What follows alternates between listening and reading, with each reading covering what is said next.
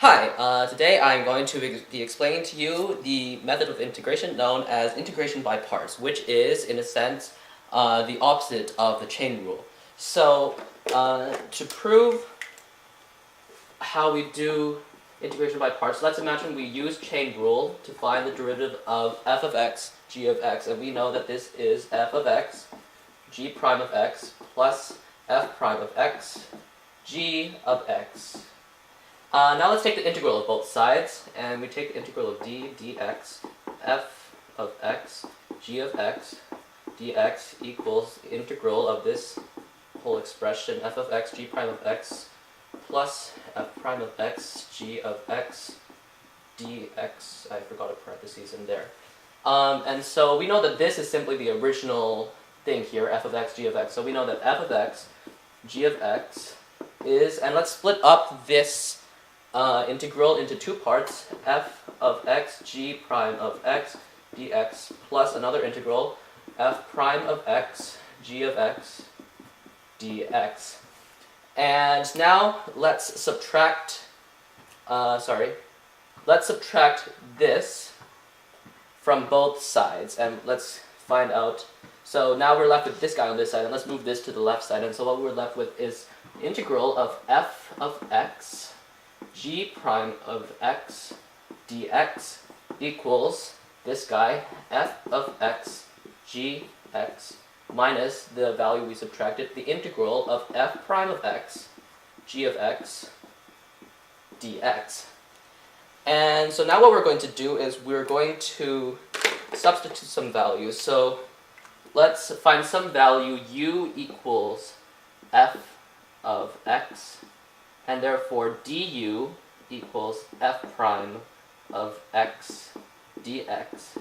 And let's define another variable, v equals g of x, and therefore dv equals g prime of x dx. Okay? So this is what we have now, and let's erase all of this now.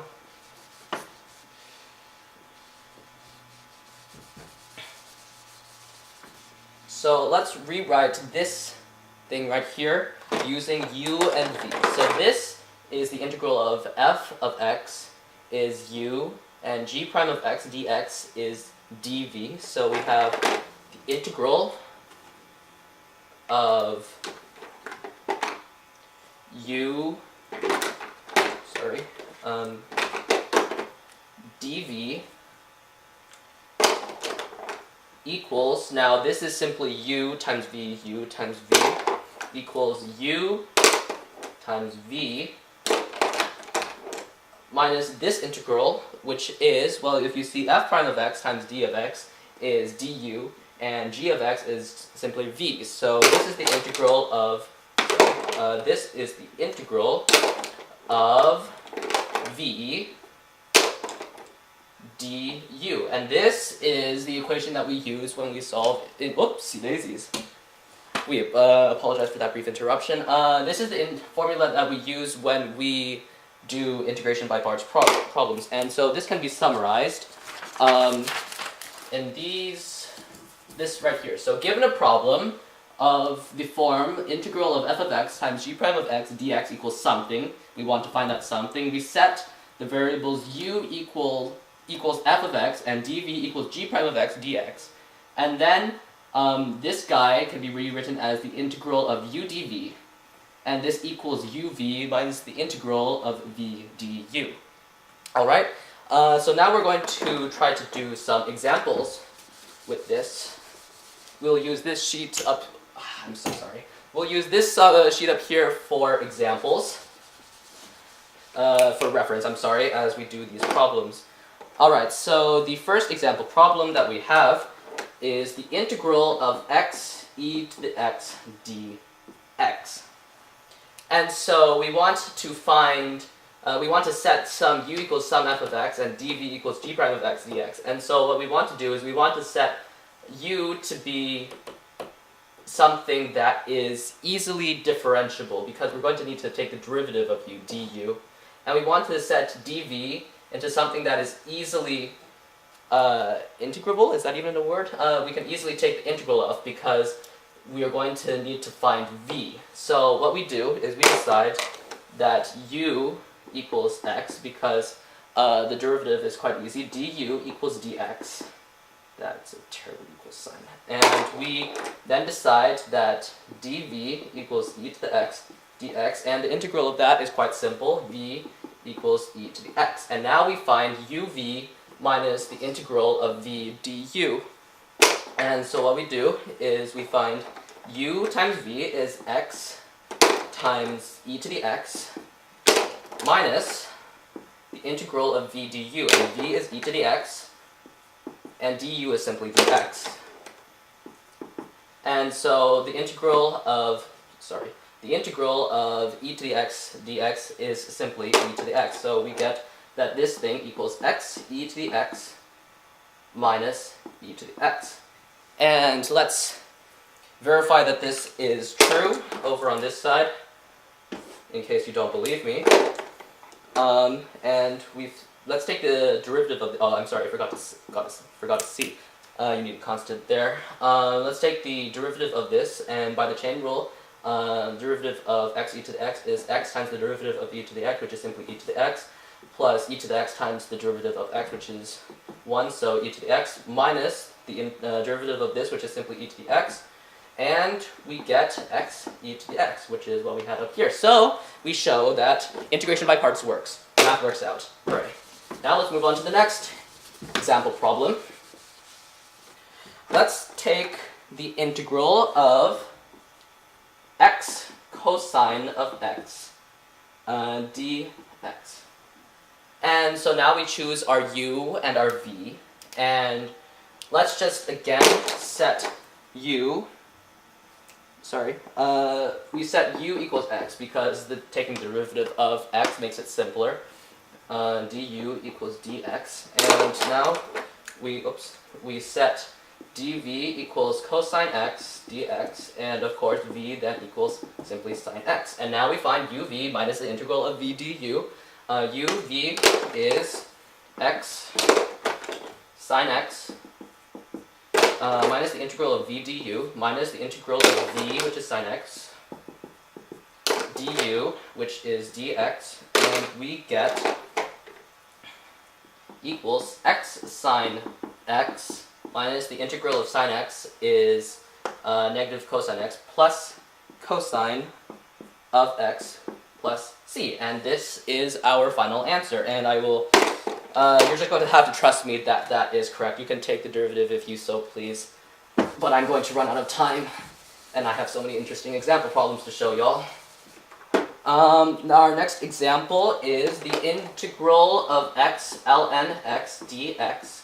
And so we have to be careful when we select u and dv. Let's not select ln x dx to be dv, because who the hell knows? Oh, I said a bad word. Who the heck knows what is the integral of ln of x? So instead, let's say that u equals ln of x, and then the derivative of that is simply 1 over x dx, pretty easy.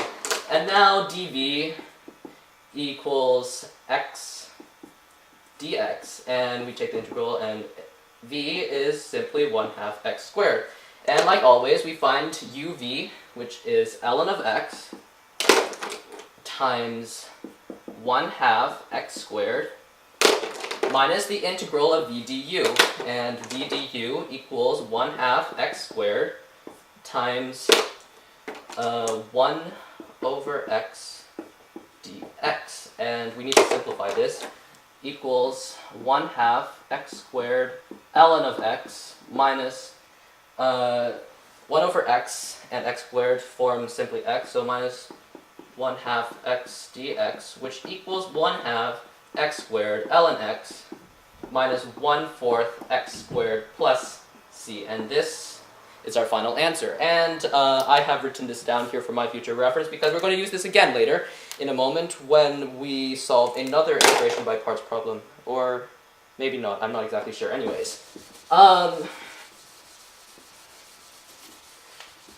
Our next integration by parts problem, is the integral of x ln x squared dx, and I'm running out of time. So once again, I don't know what the integral of this thing is, so let's not set that as dv. Instead, let's set, oops, I just got ink on the bed. Let's set u equals ln of x squared, and therefore du by the chain rule equals 2 ln x times 1 over x.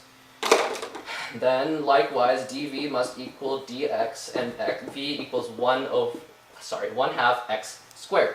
And now again we find uv, which is ln of x squared times v, which is 1 half of x squared. That's a terrible parentheses.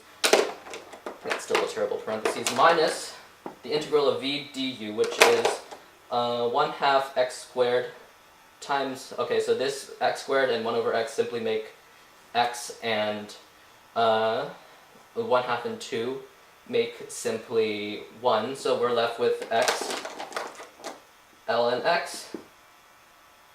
Ooh, I forgot a dx, I'm sorry. There should be a dx there. X ln x dx. And this is where our previous result comes in handy, because we remembered that x ln x dx equals 1 half x squared ln x minus 1/4 x squared plus c.